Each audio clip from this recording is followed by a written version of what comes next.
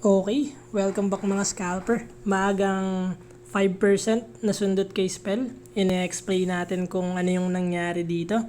So wag na nga nating patagalin pa.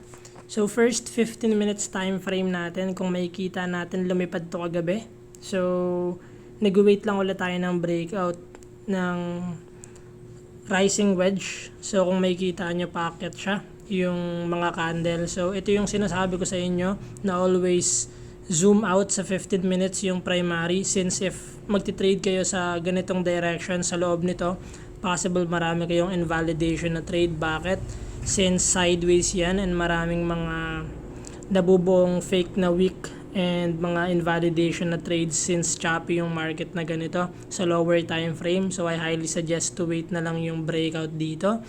And if nakita nyong nagbasag na siya, pwede kayong sumundot na. So what happened is, nung nakita kong nag-break na yung candle dito sa 15 minutes time frame, I decided to zoom in sa 1 minute. Kung makikita nyo dito, nag-break na siya ng support area natin. So after nga nung close nung malaking candle na to, we decided to enter agad yung position dito, and yung stop loss is above lang dito. So yung nangyari, nakapag-take profit agad tayo ng 5%. Why we decided to exit? As a volume price analysis trader, kung makikita natin above average na yung volume dito. So meaning magbubuo ulit siya ng consolidation. So possible mag-entry tayo ulit sa breakout, or if possible tumusok na siya sa taas for pullback since masyado nang malayo.